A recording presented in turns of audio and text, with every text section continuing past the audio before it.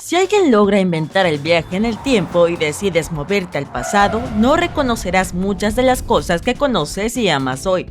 La Estatua de la Libertad y las pirámides de Egipto, algunos aparatos básicos como el control remoto y tu laptop, e incluso el maíz que comes en el almuerzo han cambiado hasta ser irreconocibles.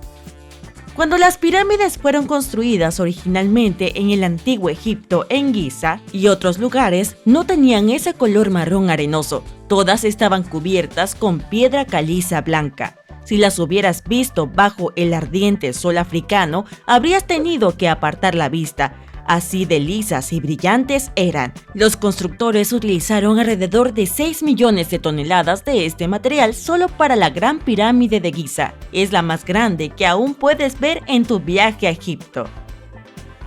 Las normas de construcción eran bastante ahorrativas y se reutilizaban algunas de las piedras de revestimiento para otros proyectos de construcción. Un terremoto muy potente ocurrido en el siglo XIV también desprendió algunas de las piedras, así que no verás mucha piedra caliza, pero aún queda algo en la parte superior de la pirámide de Kefren en Giza. Parece que tiene un segundo pico encima del primero. En tiempos antiguos, todas las pirámides solían tener unas cúspides llamadas piramidiones, cubiertas con una mezcla de oro y plata.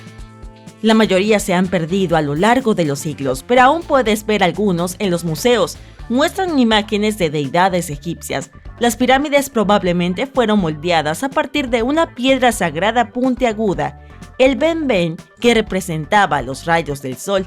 Pero levantar piedras pesadas no era tan simple sin la tecnología que tenemos hoy. Supongo que estarás de acuerdo conmigo si alguna vez ayudaste a tus amigos a mudarse y te hicieron cargar el sofá. Pero esos astutos egipcios del pasado pensaron en eso y eligieron la forma de pirámide, ya que permite que el peso se distribuya uniformemente en toda la estructura. La Estatua de la Libertad también ha tenido una gran renovación desde que fue inaugurada en 1886. Lo creas o no, era de un color marrón brillante, tal como una moneda. 20 años después, cambió su color a verde. No fue una cuestión de moda, sino una reacción química. La estatua está cubierta por cientos de delgadas láminas de cobre. Cuando el cobre reacciona con el aire, forma una capa protectora llamada pátina. Esta capa protege lo que está debajo contra la corrosión, y es por eso que las estatuas y otras cosas hechas de cobre, latón y bronce pueden durar tanto tiempo. Cuando la Estatua de la Libertad se tornó verde, las autoridades decidieron que sería una buena idea pintarla completamente. Fue mucho antes de la existencia de las redes sociales, así que no se podía dejar un comentario en contra bajo la publicación que describía la idea. Sin embargo, escribieron sobre ello en los periódicos locales y al público no le gustó la idea. Luego, el periódico Times entrevistó a un fabricante de cobre y bronce y él confirmó que no deberían pintarla de nuevo porque quitar la capa protectora significaría destruir la estatua. Con el paso de los años, varias personas han sugerido pintarla, pero nadie lo ha hecho. No sé tú, pero yo no puedo imaginar a esa dama en otro color, así que supongo que está mejor así. ¿Te gustan tanto los plátanos como a mí? La próxima vez que disfrutes de uno jugoso y suave, recuerda que debes agradecer a la selección artificial por esa textura. Los plátanos silvestres originales tenían muchas semillas grandes y duras, y no tanta pulpa deliciosa. ¿Y a quién no le gusta una refrescante sandía? Esta fruta tiene una historia de más de 5000 años. Anteriormente tenía una carne amarga y blanquecina amarillenta y era bastante difícil de abrir. La selección artificial vino al rescate una vez más y las sandías se fueron volviendo mucho más dulces. Los científicos japoneses fueron más allá e inventaron la versión sin semillas. La antecesora del maíz es una hierba mexicana llamada teosinte. Los granos de esta hierba eran pequeños y difíciles de obtener. Los agricultores de hace miles de años guardaban las semillas solo de aquellas plantas que eran más grandes o sabrosas, o cuyos granos eran más fáciles de moler. Gracias, mis amigos, por darnos el maíz que es comestible e incluso delicioso. Y los aguacates silvestres eran tan pequeños que cabían en la palma de tu mano. La semilla era tan grande que no había mucho material comestible dentro. Además, tenían una cáscara mucho más dura. Probablemente no podrías hacer mucho trabajo hoy sin tu querida computadora.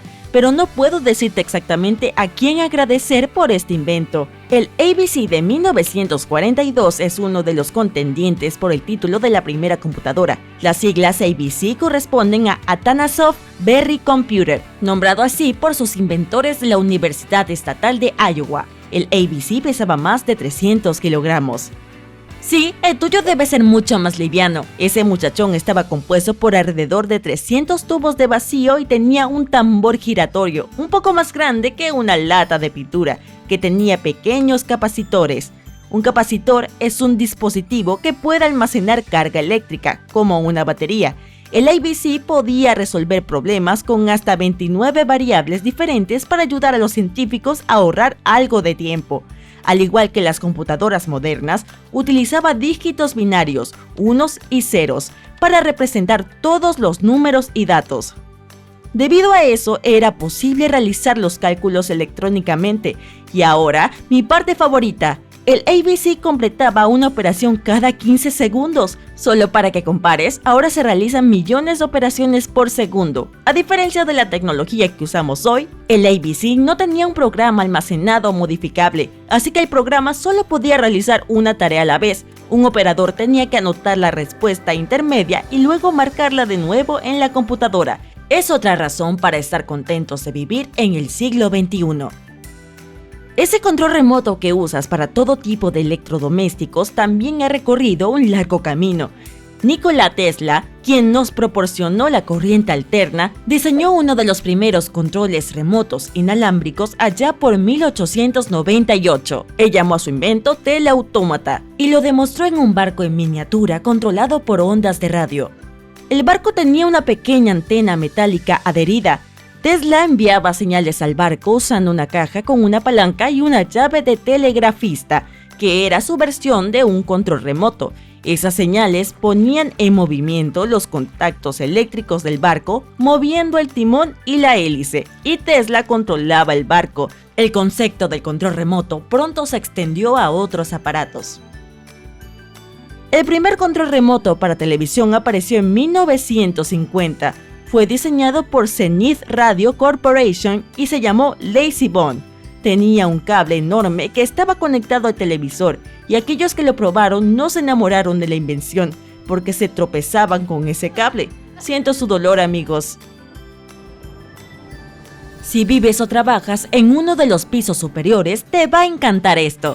Te presento el primer ascensor de pasajeros. Se desplazaba a una velocidad de 12 metros por minuto. No es el más rápido, lo sé, comparado con el récord de hoy, que es de 12 metros por segundo, pero fue construido en 1857 en Nueva York y era más una atracción turística que una necesidad.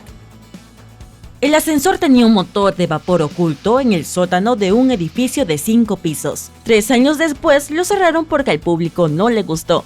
Otis Todd presentó la primera patente para un ferrocarril vertical por esa época. Su invento incluía un coche real con un banco dentro para que las personas pudieran sentarse. A mí me parece un excelente lugar para pasar el rato con amigos, ¿no?